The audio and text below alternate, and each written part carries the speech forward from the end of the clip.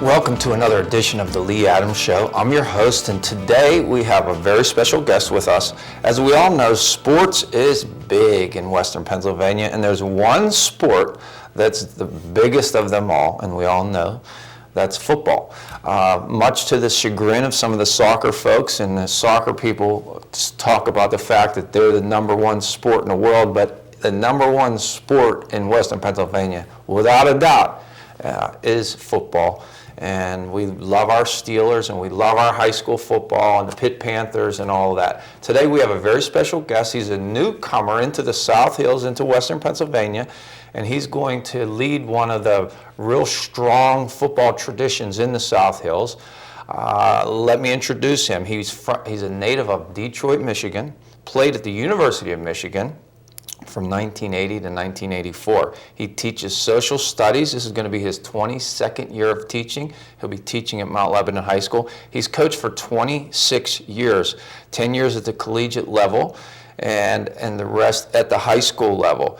2 years as an assistant in high school, and then he's starting his 15th year as a head football coach, varsity high school. First at Pottstown, then Manheim Township, and I'm pleased to introduce the new head football coach of Mount Lebanon High School, Mr. Mike Melnyk. Mike, it's great to have you here today. Thanks, Lee. Thanks for having me. So, Mike, first of all, congratulations on getting the job. It's a big job, and welcome to the South Hills. Welcome to Pittsburgh. What's your early impressions of just being in town and what you see? Well, I'm really enjoying Mount Lebanon. It's a great community. You can just tell that the people are really involved in football, care about their kids. The players have been tremendous. It's a typical Pennsylvania place where none of the roads go straight. You know, I got to get used to the winding roads and trying to figure out how to get to places, but that's part of the exploration, so I've enjoyed it. Oh, that's great. Now, talk a little bit about you growing up in Michigan and your family, a little bit about your family and what your sports background was. Okay.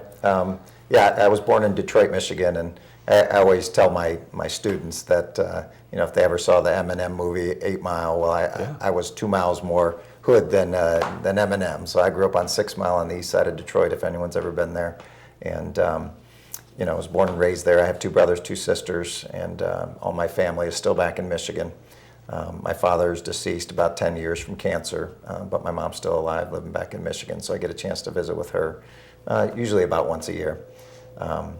But my background, I grew up playing sports. Played a little bit of baseball when I was younger. Soccer was a big sport. I'm Ukrainian, and in Detroit, everybody has their sports clubs. And so I played for the Ukrainian Sports Club, played soccer growing up, and a lot of basketball. And so my family moved out to the suburbs of Detroit when I was a junior in high school. And so when you're trying to make new friends, sports is certainly a good avenue to do that. Played basketball with the starting quarterback on the football team, and he knew I played soccer and said, hey, we need a kicker. You interested in trying out? And so he really is the guy that got me into football for the first time. I played some defensive back, wide receiver that year, but primarily kicking, and that opened up the doors to go to the University of Michigan and play football there. So did you play high school basketball? High school basketball too. And high school football? That's correct. And soccer also? Yes. So you were able to play soccer and football, though they're both during the same season? Well, in Michigan, it was more club. I was playing soccer and with our sports club, but it was kind of just that was back in the day. It was just a club sport at the high school level.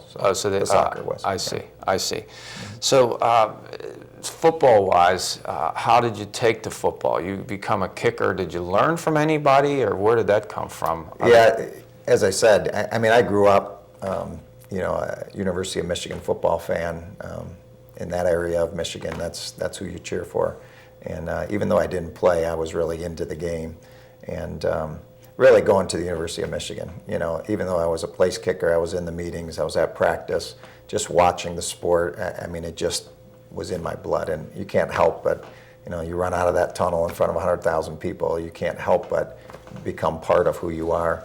And I guess because I was a kicker, I had a lot of time to watch the coaches and watch what they were teaching. And you're not out there kicking for 3 hours, so I had a lot of time to watch and listen and things like that, and just just fell in love with the game. And so when I graduated from Michigan, I went back to my high school and started coaching high school football. And I always tell everybody I got the kicker out of me, because usually people think, oh, you're a flaky kicker, but I got that kicker out of me pretty early, and started my coaching career. So talk about going to the University of Michigan. I guess, was there Bo Schembechler? Was he Bo there at that Schembechler time? was my coach, yes, sir. Who is an icon at the University of Michigan. Now, so you didn't have a scholarship. No, I was a walk-on. So talk about that. What made you think about doing that? What was the process? How did you get on that team? Yeah.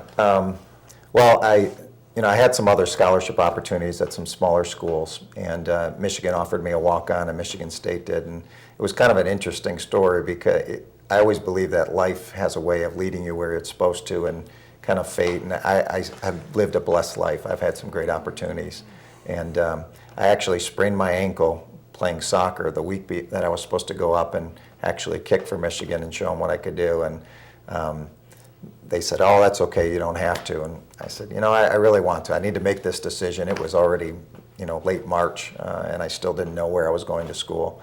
And so I went up in that spring. I iced my ankle for 3-4 days in a row and went up and kicked great. And so Coach Schembechler walked up to me after I got done and talked to me about academics, didn't mention anything about football, and said, how are your grades? What do you want to do? And all that sort of thing. You want to be a Wolverine? And so that day, I went from not knowing what I was doing to becoming a Michigan Wolverine. So it was a great experience, something that just kind of, my high school coach, I had to give him a lot of credit. He kept telling me, wait, I got something in there. He was talking to Michigan and trying to get him to take a look at me. So I give him a lot of credit, and I try to pay that forward, to my high school players. I try to make sure that I do whatever I can to make their college football dreams come true. Talk about Coach Schembechler. As you said, he's an icon, he's up there with Bear Bryant and Woody Hayes, and a disciplinarian, but you knew that he cared about you, wanted the best for you, wanted to make you the absolute best you could possibly be. I mean, I give him all the credit for making me the man that I am today.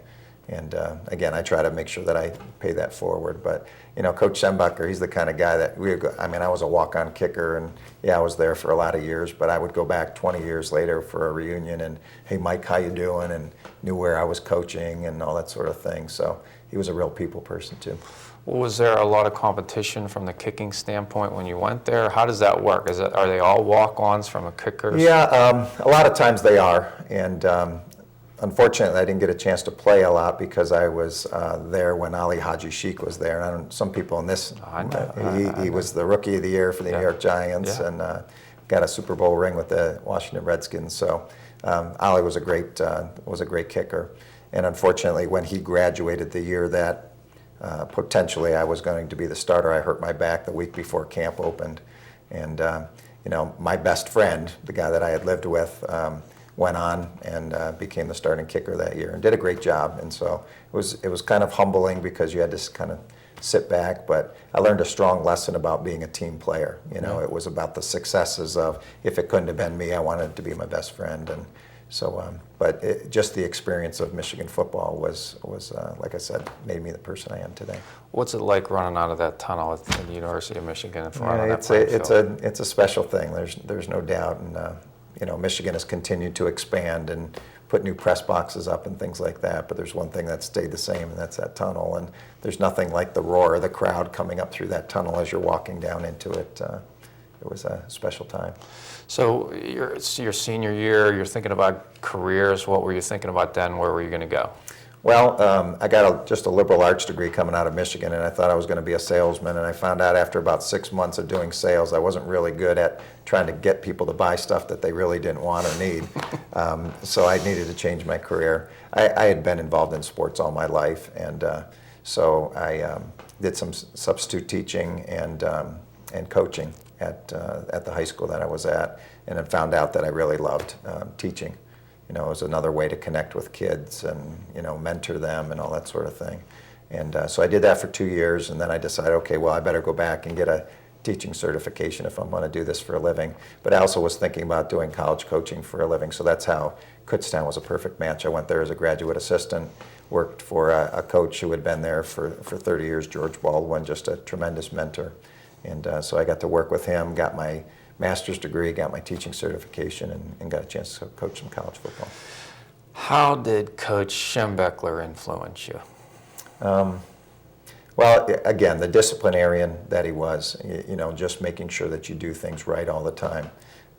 Little things like making sure you're always there when you're supposed to be there. He used to call it bow time. The first thing, the beginning of the year, we would set our watches, 5 minutes fast, so that you were always everywhere. And to this day, my watch is still 5 minutes fast. And Bow time. Yeah, we're on bow time. Yeah. Bow time. So, little things like that you don't, again, you probably don't realize how much of an impact he has, but he definitely influenced me as far as a coach and being the disciplinarian, working hard, but also keeping it in perspective and teaching those life lessons. So what's your style as a coach? What kind of coach are you? Are you confrontational? Are you rah-rah? I mean, X and O guy. Where's your strengths as a coach? Yeah. I think connecting with kids, I think, is one of my strengths. Again, I try to keep this in perspective, and it's probably because of my background.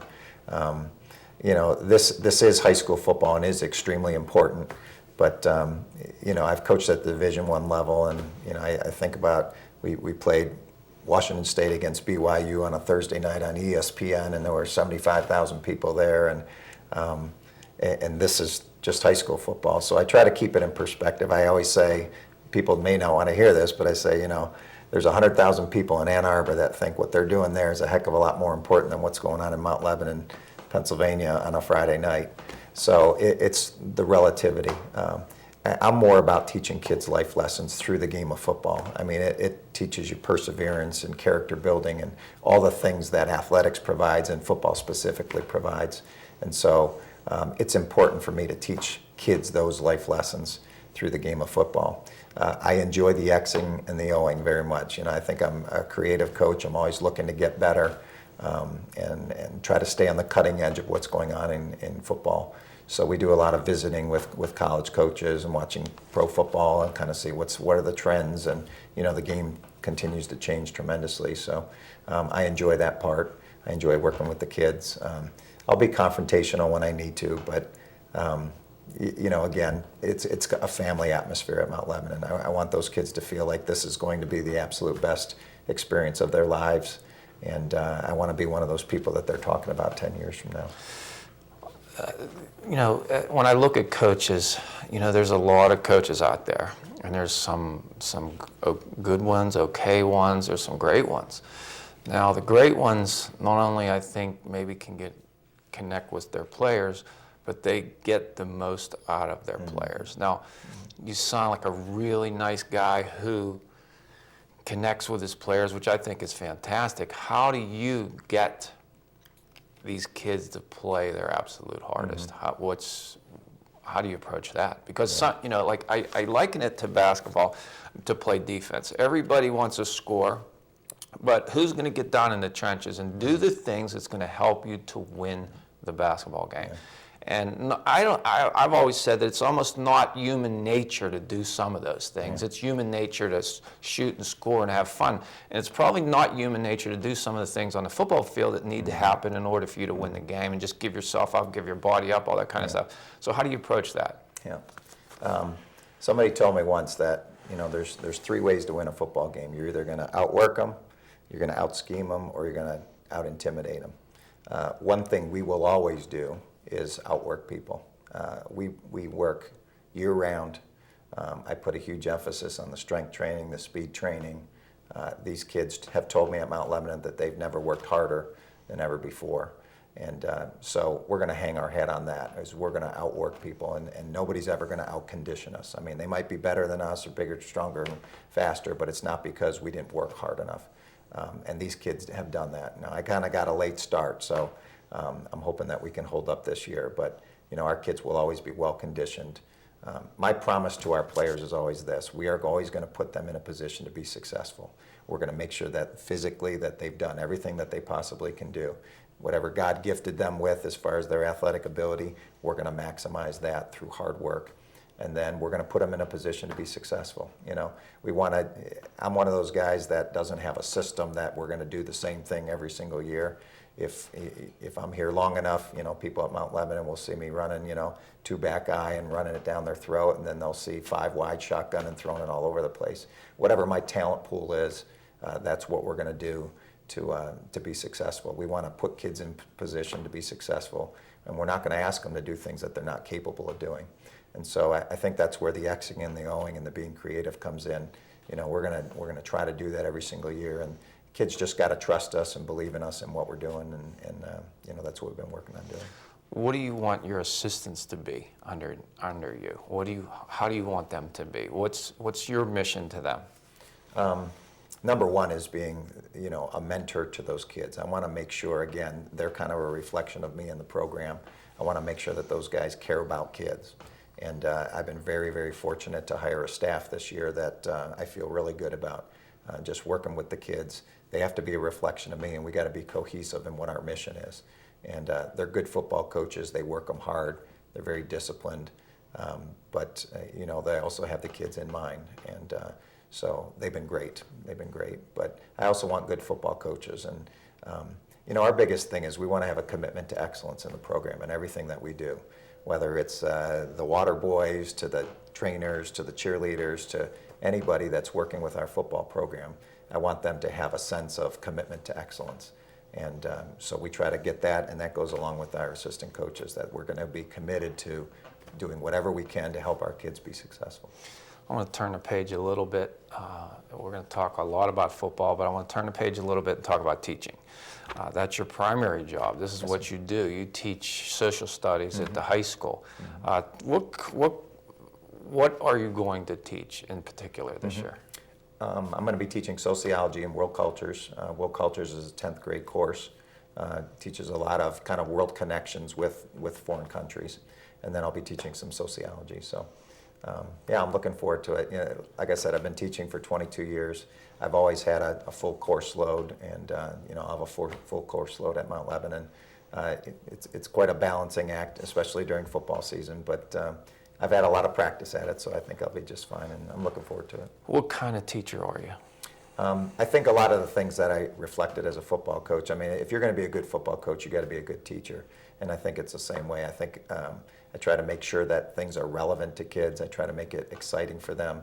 Education is important, and education is something that's lifelong, and so when they walk into my class, I want them to be excited about, hey, what are we going to be doing today? I want them to have a sense of education is important. So those things are important to me. What's the best part of teaching?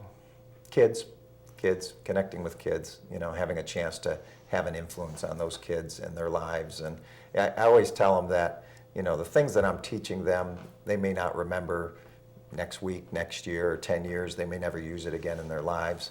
But it's kind of the hidden curriculum that we're teaching, teaching them skills about life and communication and working with others and being creative, thinking critically. Those are all exercises that I try to utilize in my classroom, and they may not remember the curriculum because it's not a field that they're going to follow up in their lives, but all those other things they will. What's the biggest challenge as a teacher? I think is differentiating. There's so many different kids and so many divergent learning styles and things like that. You got to try to find a way to reach all of them, and so it's constantly kind of monitoring what's going on in the classroom. I spent some time early in the year trying to get a handle on their personalities and where they are, and what their learning styles are, and it's trying to hit all those kids. That can be a challenge when you got 25 different kids in the classroom, and so you have to have a lot of tricks in your bag to be able to do that. How important did Mount Lebanon tell you teaching was?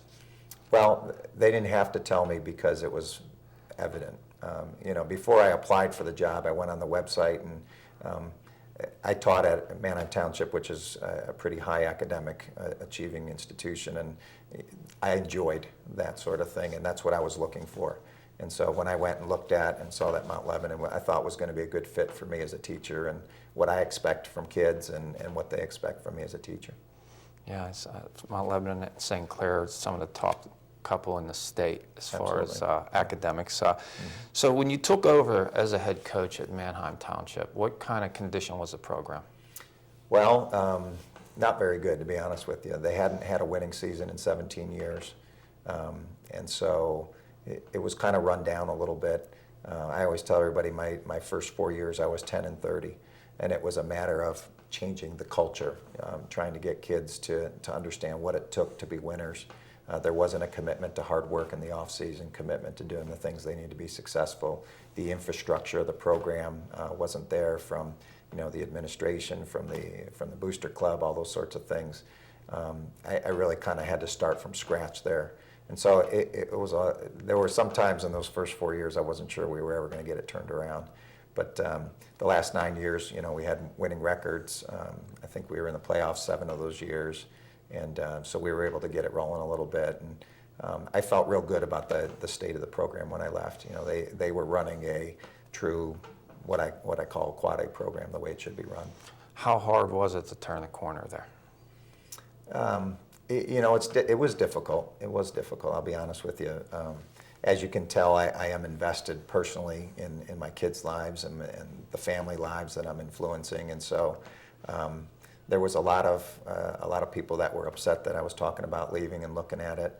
And it wasn't easy standing up there in front of my team and telling them I was going to be leaving them. There's a certain bond that you build with a team. We always ask our kids to meet us halfway. I'm not going to ask them to do anything I'm not willing to do. So it's kind of an investment between the two of us. And so, it was tough. But, when one door closes, another one opens, and I'm happy to be here at Mount Lebanon. So when you thought about leaving, one of my research, and get ready for this, they cut your pay as a football coach, not as a teacher? Correct. So truthfully, what did you think about that? Well, it really had nothing to do with my leaving. I worked for half pay the year before.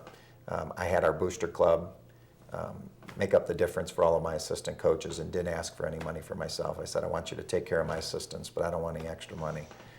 And really, I was willing to do that again. I don't think anybody who coaches for the money.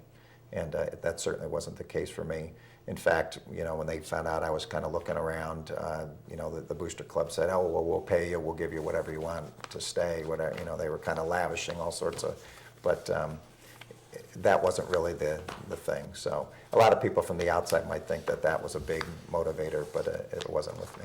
Well, yeah, it seems it. I mean, people are looking at you. You turned a corner. You really got the program going. They cut your pay. Now you're looking at other schools. So I think people connected those dots, and you're saying that that's not the case. You were looking anyway.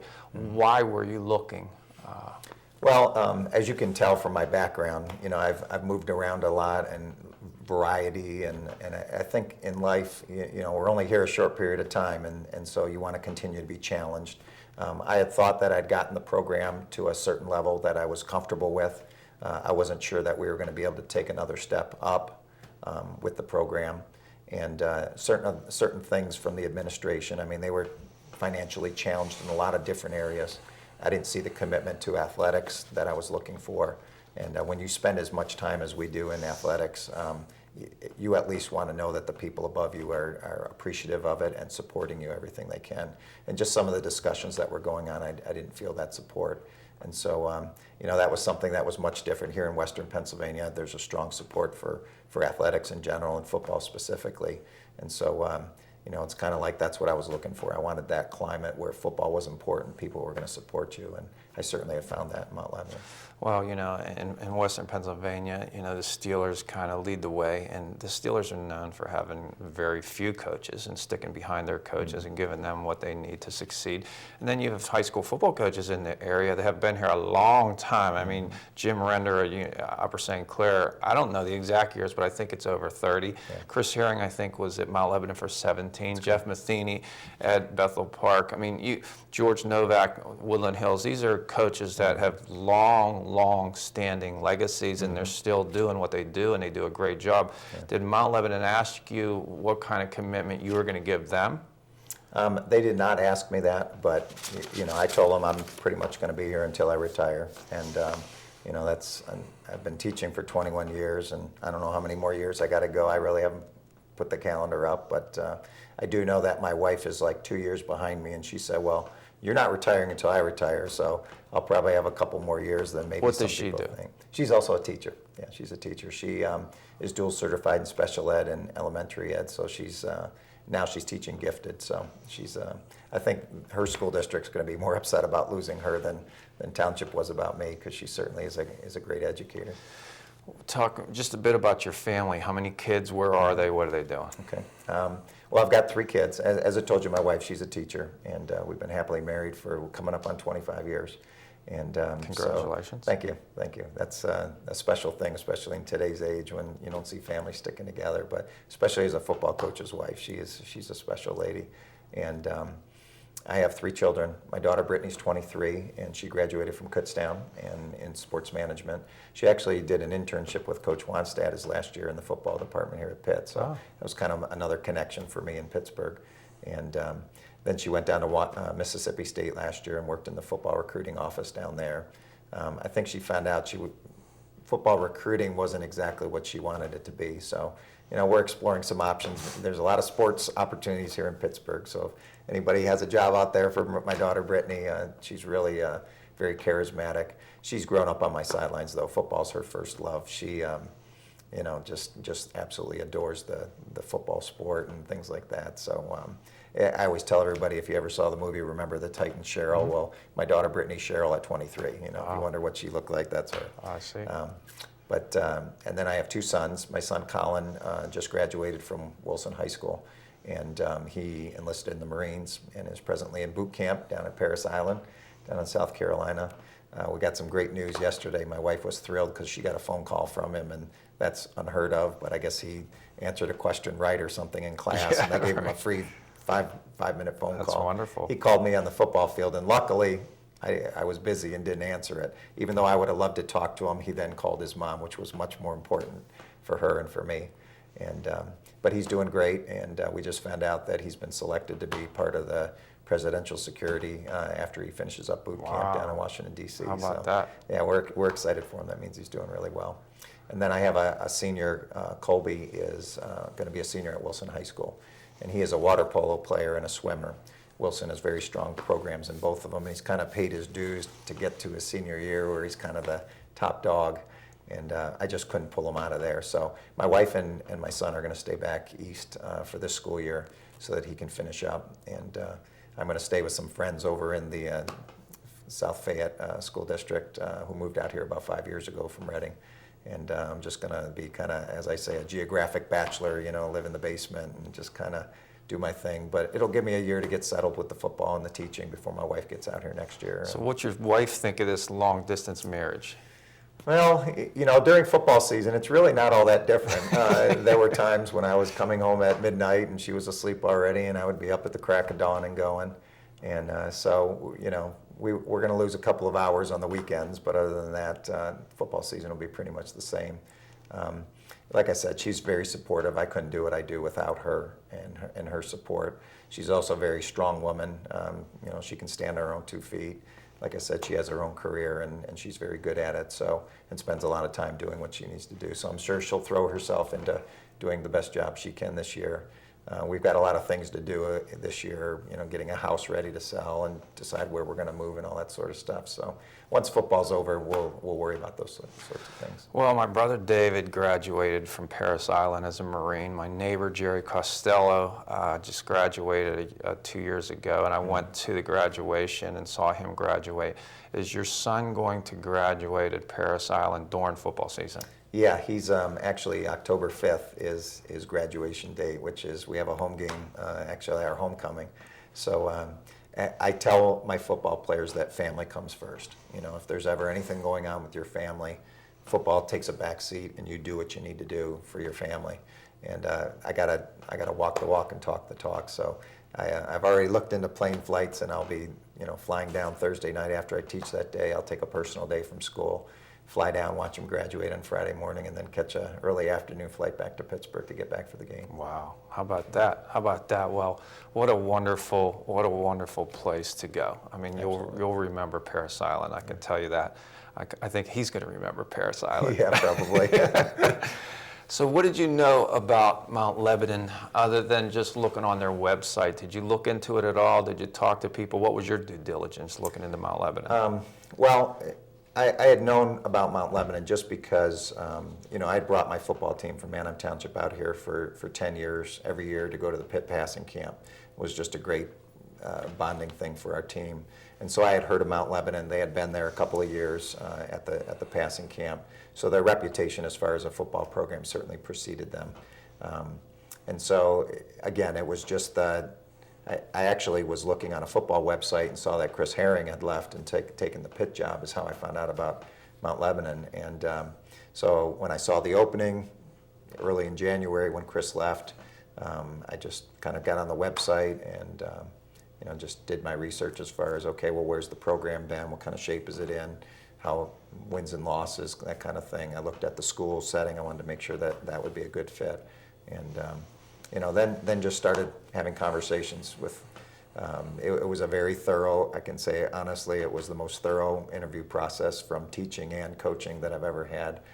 Mr. Grogan did an excellent job in making sure that I talked to everybody and that everybody was satisfied that I was the right person. And so hopefully he won't have any regrets in that area. Well, there were a lot of people that applied, and they interviewed a lot of people. Yes, they did. Yeah. So I think it's wonderful that you came out on top. That says a lot about you, because I do know John Grogan quite well, and he did not take that lightly at all. Yeah. Now, how do you see yourself fitting in the Mount Lebanon area based on what you've seen already and your experiences with the people that you've met and the kind of guy you are? How do you see it starting out? Yeah. I've gotten a lot of positive feedback. I think it's going to be a really good fit. I'm concerned about kids, and I want them to make the best that they can possibly be. Obviously, Mount Lebanon is a place where people are used to success, people are used to hard work and achievement, and so that's, I think, going to be a good fit. When you keep the kids in the forefront and you have their best interests in mind, I think that's a good fit. And I also think as far as football, I think I'm going to add something to Mount Lebanon, and hopefully it'll be a good fit. There's going to be that transition period. Hopefully that's a short transition period, but I think I'll bring something to the football program that Mount Lebanon hasn't seen for 17 years, and hopefully it'll be a successful one. What, I wonder, what people or groups do you feel you need to connect with and build relationships with in order to be successful there? Yeah, as far as the football thing, the biggest thing is I want to make sure that everybody knows that they're part of what I call our football family. And it starts with Chip D'Alessandro down with the youth program that they run. He does a tremendous job. I mean, that's very evident right away. So you've met him? I've met Chip, and we got a chance to have the youth camp in the summer for a couple evenings in July. And so, again, his reputation precedes him. Obviously, they do a great job in that program, but I want those kids to see me there. I want them to know that, hey, I want them to be dreaming about being a Mount Lebanon Blue Devil from the time they're small all the way up.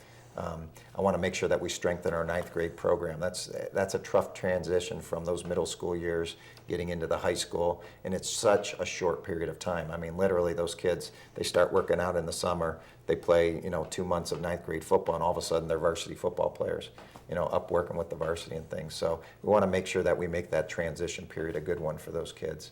And then it's just all the stakeholders. It's the parents, making sure that they understand this is what I'd like to have for the football program. Make sure that they know what my expectations are, and also communicate with them and make sure that that they're on the same page with me and we do what's best for them. What role, if any, do you think varsity coaches should play with the youth sports programs in the area? Well, again, just time-wise, it's not possible to be everywhere at the same time. But they have to know that they have my support. They have to know what they do is important to me. And, I'm going to make sure that that's the case. I want to make sure that all the coaches that are working in my program have the same philosophy that I do. With our program, it's going to be kid first. We want them to enjoy the game of football. We want them to get the maximum life lessons out of their participation in athletics. We want to make sure that this is the greatest experience. And I want everybody singing the same song all the way up through our program. Well, if you're singing that song, I can see why John Grogan liked it, because that's really what he represents, and that's what he wants for the area. And I think it does sound like a good fit. Talk as far as kickers. Now you have some kickers. I guess are you gonna coach the kickers? Yeah, I have a pretty extensive background in special teams. When I was at Washington State, I was a special teams coordinator and got a chance to coach Jason Hansen, and he made my life pretty easy. He's been with the Detroit Lions forever as a place kicker, so that was a lot of fun coaching Jason. But yeah, I'm pretty hands-on with the special teams. I'll coach them all, and I've coached and tutored and mentored lots of kickers and punters through the years. I've had high school All-Americans, college All-Americans, and so I think I have a pretty good expertise there. So I try to stay hands-on with that. I want to bring something up that I've always wondered about. Now, Thomas Jefferson is a high school it's down not too far from here. And Thomas Jefferson has a great program in a AAA level, and they've won some state championships. They've been in the States many times. Bill Cherpek, the guy from Pitt, has a really great program. Interestingly, I remember a couple of years ago, they're in the state final, and they had their kicker played on the soccer team, and the soccer team was in the States. And so I think they flew this kid, who was a great soccer player, I think his last name was Brown, to the football game, and he kicked. Now, I've never seen that here. And interesting, my son graduated a couple of years ago. They won the WPL championship in soccer, and they had a kid on their team named Evan Short. And Evan Short could kick the ball a country mile. And no one ever approached this kid. His father was a football kicker. And then I would go and watch the football game, and they had kids kicking the ball, and they couldn't kick the ball even half as far as this kid. Is it even realistic to dip into the soccer world for a football kicker? I think absolutely. I mean, I did that at Township. You did that? I've had soccer players that were the kickers for me. It is a logistical juggling act. Yes. You know, sometimes they're playing and now they got to run from one sport to the other or whatever. And so, you know, it is good coordination, but it's communication between the coaches and things like that. Yeah, I absolutely wouldn't be against that. Well, have you met Coach Ron Wiltshire? I have. Have you? Yep. Did you talk to him about that? Well, not this year. Yeah, This year. 'cause it's- yeah, we you're have just showing up. Dimitri Orphanopoulos was a starting kicker last year, Yeah. and he's back. So I think we're in good shape. But we might have that conversation down the road. I think you should. That's just my opinion, because this kid, I think he could have been a college kicker. Yeah. He's up at Penn State. He runs a 400. But the kid was, I just couldn't believe how the leg this kid had. He was unbelievable. Right. Speaking of, well, turning the corner a little bit, concussions. Concussions are a big issue. NFL is trying to address that, and anything in the NFL, everybody in Pittsburgh hears about it, and it trickles down. Sure. Where are you there? I mean, I know in football, part of being in football is to be tough, to be strong, to get out there and play hurt, but concussions are a little different story. I mean, we're talking about the brain. So where are you in that, in all of that? Well, I think everybody who's in athletics now is much more aware of concussions, signs of concussions, and also the repercussions of putting kids back in too quickly. We have a great training staff, and you know, I trust my training staff. Whatever they say, it goes. But it's education about concussions. As far as a football coach, it's my duty to make sure that we do everything possible to protect our football players. We try to make sure that they're in the best helmets they possibly can be in. We put them in hard cup chin straps instead of the old cloth ones, because some research shows that helps. We've made available to our players fitted mouthpieces set by a dentist. Some research shows that might have an impact. So we're absolutely doing everything we can to protect the kids' heads. And if they do show any signs or symptoms, then we do impact testing, and the trainer makes the final call there. I have made it pretty clear to our coaches that they're not to make any medical decisions or push a kid in the medical area. If they need to be looked at or whatever, that Jess, our trainer, is going to be the one that makes those decisions. And we're going to do whatever we can, though, to protect our kids. We're going to make sure that they're trained correctly on the proper tackling techniques, and to do everything that they possibly can to be protected. Now, last year, one of the best all-around athletes that Mount Lebanon has ever seen, and one of the best in the history of Mount Lebanon, all around, a kid by the name of Luke Hagee. I assume you've probably heard about him. Yes, I have. He's going on to Cornell to play football. But he was just a star running back, defensive back, great kick returner with great vision, point guard for Coach David's very successful basketball program. And he played in the outfield for the baseball team that went to the WPL championship this last year. Now that's a throwback, a three-sport, not player, a three-sport star. Now, speaking of that, there's so much specialization going on in the sports world. And I mean, I know you have to feel some pressure to win because, and although I'm guessing that Mount Lebanon doesn't talk to you about that. Is that true? I haven't had any conversations about them. Obviously I understand. I think any coach nowadays understands that kids have to have opportunities and that, you're going to have multi-sport athletes and they have to be able to have the ability to be able to do that. Well, but I know, and I'm not going to talk about who, where, and what. It doesn't matter. But I know that there's kids, not just Mount Lebanon and all these other schools, that are going to play a sport, and those particular coaches pressure that kid to play that sport only because if you work this all year round, you're going to be better, blah, blah, blah. Now, there's another school of thought, and I think Longstadt was a big proponent of football players playing basketball or other things, running track, that kind of thing. Sure. So you've got a kid that you got your summer weightlifting program going on, and he has a basketball summer league going on, and now he's coming to you saying, I have to go to the game, blah, blah, blah. So, I mean, I think people would love to hear where you are legit on the table on what you're going to tell these kids when they have conflicts. Right. What are you going to say? Right. Well, I guess I'm probably from the school that Coach Wanstead is as far as I want athletes that are playing football. I want kids that have a good skill set. I think that fits with kind of my offensive and defensive philosophies is there's a skill set that they can develop in other sports that will help them on the football field. As I said, we want to try to maximize our athletes and make them the absolute best that they possibly can be. There's no shortcuts there. We don't do steroids. There's nothing but good old-fashioned hard work. You have to be careful about how you tell kids to do that. You need to do this, you need to do this, you need to do this to be the best. Some kids hear you saying, you need to do this and nothing but this. So it's a matter of communicating them. And again, it's about time.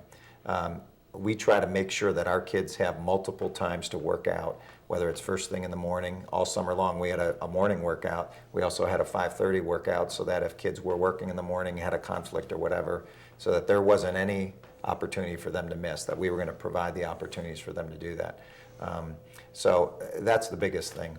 We want to try to start a morning strength class where we can do our strength training and stuff in the morning, in the springs, so that if you're a baseball player, if you're a wrestler, if you want to run track, and then I'm going to be like, because as a football coach, a lot of times I have found that I kind of get a bad rap because I tell the kids, we need to strength train, we need to speed train, or we're not going to be any good. And then the kids say, okay, I'm just going to do that because coach said this is what we need to do to win. But then they kind of exclude those other sports, and that's not the message that I want to be sent.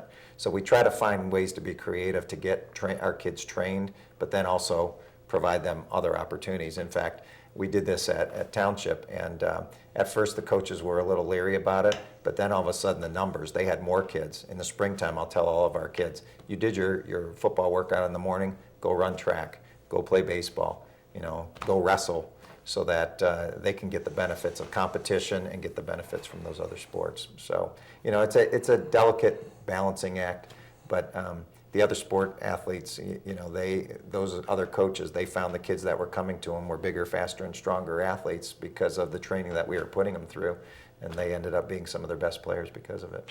I do a lot of high school kids on this show, and I do a lot of high school teams that have had success, that won a championship, and I had a kid sit right where you're sitting, say to me that their coach told them, in terms of pressuring them to play their sport only, do you want to be average at two sports or really good at one? So you're going on the record today as saying that you encourage your kids to play other sports. Absolutely.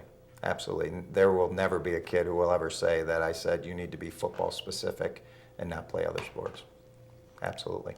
Well, that's wonderful. That's really wonderful to hear. I'm glad to hear that because this is high school, you know. Yep. Most of these kids aren't going to get scholarships. That's right. I mean, and like you say, you put it in the perspective of Ann Arbor, 100,000, and Mount Lebanon, 10,000 or whatever it is. It's, everybody thinks that where they're at's the most important, but you got to put it in perspective, right? Absolutely. Yeah, absolutely. So it's really wonderful to hear you say that, Good, because I think that's not the norm in some areas, because you just get caught up into the machine. I mean, you're coming to Mount Lebanon, and it's not in the position that Manheim Township was.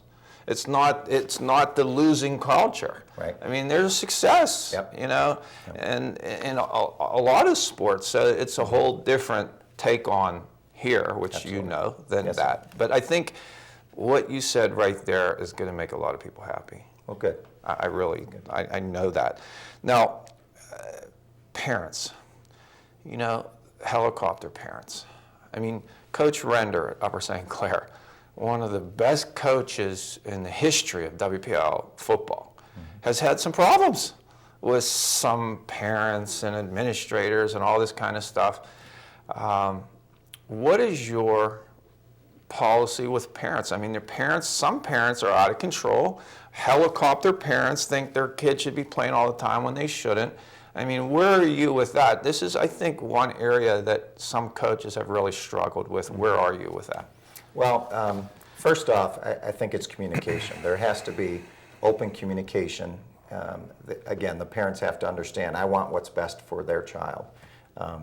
But they also have to understand that I have 75 children and they only have one. I've been a parent of an athlete. I understand that the most important thing to you is your child. And sometimes love is blind and all those things. I understand that. But I also, as I tell them, say I've got 75 children and I have to do what's best for all of the kids. That's my job. That's what I've been hired to do. I also try to emphasize the fact that I'm very experienced, that I know what I'm doing, and that they have to trust me as far as the football and the evaluations that I'm making as far as who should play and who should not. I'm going to put whoever the best players are out there for what's best for the team. Everybody who's on my team is important to me and to the team. That we don't have a pecking order or a star, or you guys get this and you guys get this. Everybody is important to the whole organization.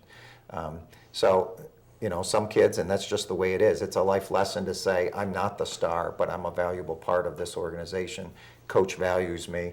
They can get the same life lessons out of the program that everybody else can. So, I try to communicate that message to the parents. I try to make sure that I have an open door policy, that if they need to talk to me, that I'm available to them. Again, I think that communication, if it's available and it's handled the right way, I try to make sure that I give them all my expectations up front. I think a lot of times when the parents don't know what's going on, it leaves it open for interpretation. So I try to communicate ahead of time. Obviously, there's situations that will arise, but you try to communicate that ahead of time. These are my expectations. This is what I'm trying to do. This is how I'm handling your son. We videotape everything, which I think goes a long way. If you think your son's better than somebody else, you can come and sit down. Every single day after practice, our whole coaching staff goes in and sits down and watches practice, and we evaluate every single player every single day. We're going to do what's best for the team. And so if the kids know, we always say the eye in the sky never lies. So if they're not doing what they should be doing in practice, then they're not going to get onto the field. But again, I think it's perspective. It's not, sometimes people get all hyped up about the football thing, when for me, the football is important, but it's also what they're going to take away from this as far as the life lessons. And everybody can learn that. It's not just the stars. And that's a humbling thing. I was a person, I always tell them, I was one of those guys. I was on the team, I was a part of the program. I didn't get to go out there and be a star in the football games on Saturday in front of 100,000 in Michigan Stadium, but I still learned all of those life lessons, and that was still a great life experience for me. Well, I think that right there, to be able to say that, as a parent sitting here talking and listening to you, for you to say, I was on the Michigan Wolverines, I didn't get out there a whole lot, but I felt great about being on that team and had a great experience, and so I know what that feels like. I think that would speak to me. So it seems to me then and you can tell me if I'm right or wrong, that you want even those kids that aren't going to get on the field to have a good experience. No question. No question. As I said, that, we try to emphasize to them that everybody has a role on the team. Sometimes it's helping the varsity to prepare to win on Friday. That is a very valuable. If you don't have a good scout team, you're not going to have a good varsity team. So it's a part of the growing and the maturation process, and it's making sure that everybody feels valued. Now, there are some coaches out there that basically run away from parents. They just don't want to deal with them because they just feel as if these parents really don't know what's going on. They don't understand. Their kid really doesn't deserve to be there. Mm-hmm. And they just really don't feel like getting into it because they got so many other things on their plate. Mm-hmm. Where are you in that regard for those parents? How approachable are you? I mean, you got a lot on your plate. You're teaching social studies, you're handling 75 boys, and you got a football program, Friday Night Lights. When the lights come on, everybody's looking at you and they're trying to say, okay, what's this new guy got? Mm-hmm. Well, where are you going to be as far as accessibility to parents? Yeah. Well, I mean, I've tried to do some of that here, and I think you need to do that throughout the year, and I've tried to do that since April when I got here until the season. Obviously, I tell the parents, make sure it's an appropriate time if you want to have a conversation with me during the season. I've had lots of conversations and tried to let them get to know me and where I stand. We had a kickoff picnic this year. We got a chance to talk about some of my philosophies and some of the things I've been talking to you about. This is another great avenue for me to get that message out to them. But I think when you close the doors, that's when you start to have some problems, because when somebody doesn't feel like they have a voice, then things tend to fester. I'm a communicator. I would rather say, I want to know what's going on. And I've told the parents, sometimes just send me an email. And it might be that you don't want to communicate with me, but you're just trying to give me some information about your son. I think a voice, having a chance to voice to somebody so that you feel like you're being heard. And then I'll try to do as much as I can with it. And they're not always going to like what level I get to as far as the actions that I take. But again, I have to weigh everything that's going on with the team and do the best I can. But as long as everybody knows that they have a chance to speak to me and let me know what's going on, and we'll try to address it. I always tell them, though, if I can't solve any problems if I don't know about them. So I would rather them let me know what's going on, and then I can address them and go from there. Well, that sounds different than many programs, and I give you a lot of credit for that. I think that's wonderful. I would love to hear that as a parent. Thanks. When did you start to feel good that this interview process was going well? Well, to be honest with you, it was a long time. It was a long time process. To be honest with you, just the thought of them actually hiring somebody from 4 hours away. And obviously there were some hurdles over the last couple of months for that.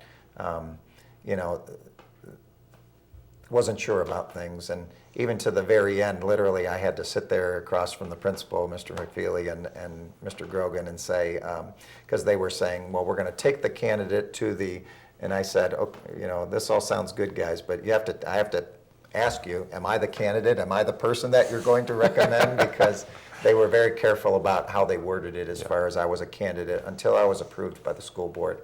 And so, we were actually, my wife and I were in the Dominican Republic on a rare vacation. And when I got the call from Mr. Grogan, when he kind of indicated I was the guy, that kind of sent the wheels spinning as far as what we were doing. Because my wife and I really didn't talk about it seriously until we got to that point, just because I wasn't sure of where it was going to go. Well, Upper St. Clair and Mount Lebanon have a very storied traditional rivalry. Mm-hmm. And maybe, I mean, I was gonna say it's like Ohio State and Michigan. And maybe since you're the Michigan guy, Mount Lebanon will be Michigan, and Upper St. Clair will be Ohio State. They have red, they're red and black. So, what do you know anything about that rivalry? The Mount Lebanon and St. USC. Clair. It's been quickly made aware to me in conversations, and I talk about where I'm going to live, and they say, well, you can live wherever you want, but not in USC. And, every school has rivalries, proximity. I think a lot of times it's because you're very similar to those schools. You're so much alike, and sometimes they say alike, So there's going to be rivalries wherever that happens, and I understand that this one is a great rivalry, and I'm glad that it's the last game of the year, much like Michigan and Ohio State. Someone told me that Coach Render had some connection, either was a GA at Ohio State or whatever, so maybe this will end up being one of those rivalries. But you know what, for me, it's never been, sometimes people use the word hate, and I hate using that word in our society today. We will be nothing but respectful. I respect Coach Render. He's won not only in the WPIAL, but in the state of Pennsylvania. He's closing in on the all-time wins records. His reputation speaks for itself. We respect their program. It's just special for kids to be a part of that rivalry.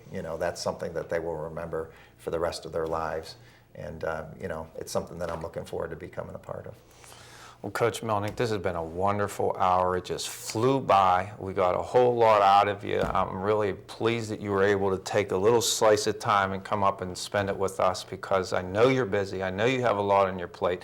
But I also know the people in the South Hills, specifically Mount Lebanon, but also St. Clair, Bethel Park, and all the other big rivals of Mount Lebanon, I think they want to hear who you are and where you're coming from and what they're going to expect. So I think, it's wonderful to hear that you are, it sounds to me as if a player's coach, someone that really cares about the experience of these kids. You know that winning's important, but you put it in perspective. And I think Mount Lebanon is good with that. Yeah. I really do. And I think you know that if you do the right thing, success is going to follow. Yeah. If you have some talent, which you do, and you always will. So I really look forward to seeing what you do. I'm really appreciative of the fact that you come and spend some time with us. I wish you the best of luck. Western Pennsylvania football is special. This is Steeler Nation, and I mean we live and die with the Pittsburgh Steelers.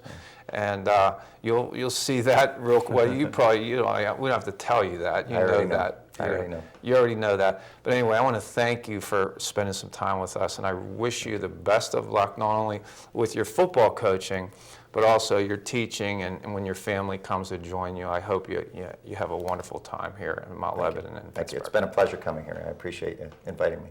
Oh, you're quite welcome. Thanks very much. You're welcome. And I thank you for joining us. Please join us for another edition of the Lee Adams Show. Take care of everybody.